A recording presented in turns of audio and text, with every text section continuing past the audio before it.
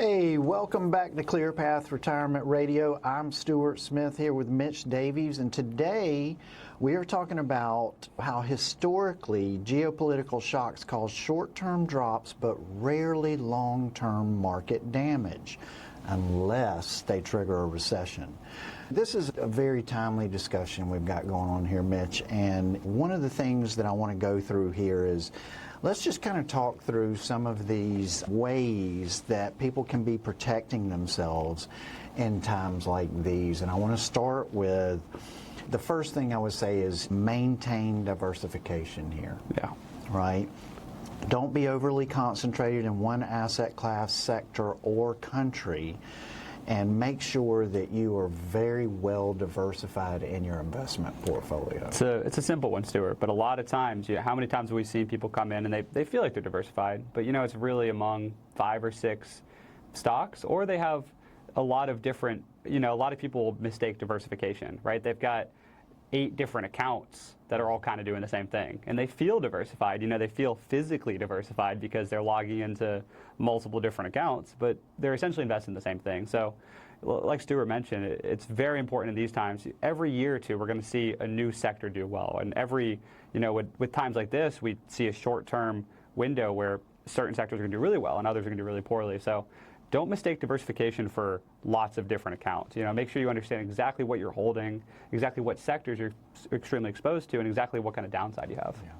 One of the analysis that we do for clients is we run a report called the Stock Intersection Report, and what that report does is it shows us how many of the clients' different funds that they're invested in own the same stocks inside of them. And right. I think a lot of times when people see those results, they're just shocked. Yeah.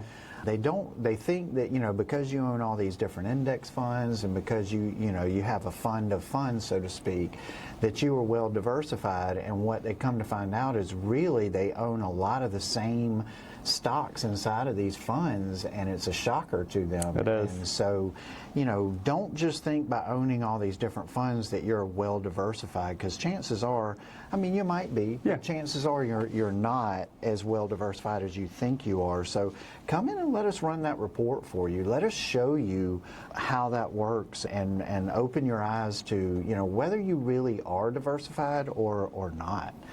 So the other thing that we do at the firm, and we've talked about this in other shows, and I think it's just critical to investing well in retirement, because investing in retirement is a whole different ball game than when you're in those growth accumulation years, just trying to hit those double-digit returns and really not worried about any of these other moving parts. But when you get to retirement, there's all kinds of other things to think about. So, we use time horizon investing in the firm. Yep.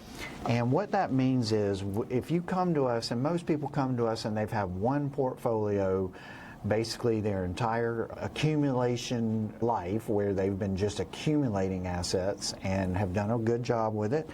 But what we'll do is when you get to retirement, we're going to invest a lot differently than what they've been used to investing. Yep. And what that typically means is we're going to break that portfolio up into 3 different distinct portfolios, with the first one being ultra conservative. Maybe it's treasuries, it's a bond type portfolio, but one that is going to be the money that client needs for the first 5 years of retirement. Right. And that is going to be a super, like we say, conservative, stable, not going to be impacted by geopolitical climates like we're in right now very much at all, and is going to be a mixture of maybe even cash equivalents, just depending on what's going on, like money market funds. That bucket is going to be that stable income providing bucket for the first 5 years. And what that's going to do is, put them in a relaxed position where they know the income they're going to need for the first 5 years is in good shape. It's still earning money. It's still earning a return. But if we have major market corrections, that it's going to be okay, and their income is not going to be impacted pretty much at all. Then the next portion of those funds we're going to allocate into a more moderate bucket, and that's going to be money that is going to be utilized to provide income in years 5 through 10 of their retirement. This is money that isn't going to need to be accessed for 5 years, and that gives us a little longer time horizon, which allows us to take a little more risk, because historically speaking and statistically speaking, if you have a longer time horizon and you take a little more risk, that's paid off significantly in historically. So it just makes sense. And so we're going to be a little bit more moderate on that bucket. And then the third bucket that we're going to have, the last portion of your original portfolio is going to be allocated, and it's going to be money you're not going to need to touch for 10 years. That bucket is going to typically be a more moderately aggressive bucket, and maybe even aggressive, just depending on the person's risk tolerance. But the thought process there is, if we're not going to need this money for 10 years, then we've got that longer time horizon. And again, historically speaking, the more risk you take and the longer time horizon you have, the better off you've been as far as returns go over that 10-year period. By deploying this strategy with our clients, we've been able to easily hit the assumed rate of return that they need to provide the income over 30, plus year retirement.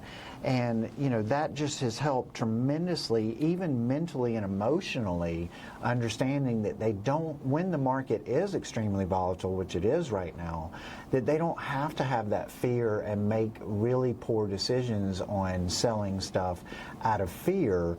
They can just stay the course and know that they've got 5 years to get through this, and the more than likely those moderate and moderately aggressive or aggressive buckets are going to recover dramatically in that time frame, and they're going to be just fine. Right, and Stewart, and that's exactly right. And there's a couple key things that's accomplishing that isn't accomplished with just a traditional 50% stocks, 50% bonds portfolio. The first thing going on there is, what we're doing is splitting up the same money with 3 completely different time horizons and assignments. So what happens is, the traditional mistake we see is people will be like, yeah, I've got some in bonds, I've got, 50-50 portfolio, right? I've got half of it in stocks, half of it in bonds, and they're pulling income off that account to live in retirement, which is great. But what they're doing is they're selling out of it proportionally. You don't go in and sell. If you just sell out of that account, you're not going in and selling the stocks portion of it in particular. You're just selling out of the portfolio. So you're equally pulling out of it, whereas what we're doing is we're not touching the 5 to 10 year money or the 10 plus. And the other reason this is so important is because, if you look at just the last 7 or 8 years, we've had the Magnificent Seven. This is 7 companies that have substantially outperformed everything else. And if you don't have exposure to the very high risk portions of the S&P or the NASDAQ or whatever it is, if you missed out on the NVIDIA, if you missed out on the Tesla, the Google, if you missed out on these big companies in the last 7 years and you just had everything kind of safe, we see that a lot. People are like, well, I don't want to be too risky, I don't want to be too safe, I'm just going to have everything kind of in the middle. I've got some bonds, some super safe companies, so they're not fully protected with any of the money, so they're taking downside. And they're not really aggressive with any of the money. So they're missing the big gains, because so much of the S&P's gains, if you look at just those 7 companies versus the S&P, we call it the Mag 7 versus the S&P 493. If you compare the S&P 493 without those 7 companies, it's done not very well at all in the last 7-8 years. So without exposure to the highly aggressive stuff, which is what we do with the 10 plus year, you're missing those big years, but you don't have anything super protected either. So it's extremely important to structure. This is our foundation of retirement income planning. It's extremely important to structure it to have these 3 different assignments.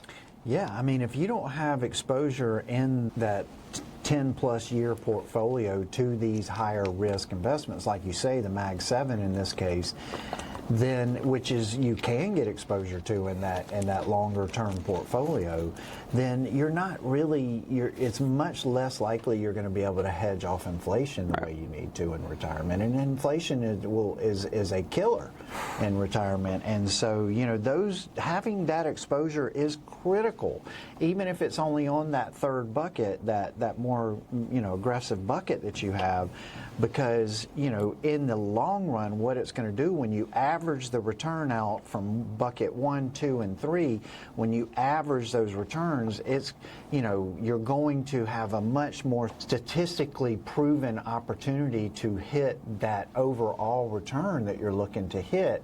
And that is just critical as you go through retirement. Yeah, the next thing, might make a lot of sense here is, again, and we typically do this in that first 5-year bucket, is to keep that cash buffer going, right? People like to have that cash buffer, and it does provide peace of mind. And let me tell you, there is value just in comfort and peace of mind in retirement. Absolutely.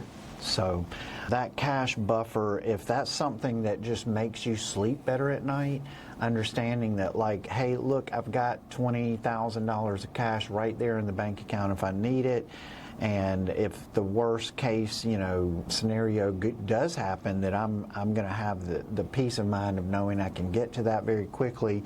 There is true value in that. And I would not, scoff at that at all. I wouldn't feel bad about having that cash buffer. I think, again, there is a lot of value in having peace of mind. But if the rest of your money is allocated correctly, then having that little bit of cash buffer isn't going to be a big problem for you. All right, so we're wrapping up segment 2. We'll be right back to continue this discussion here in just a minute.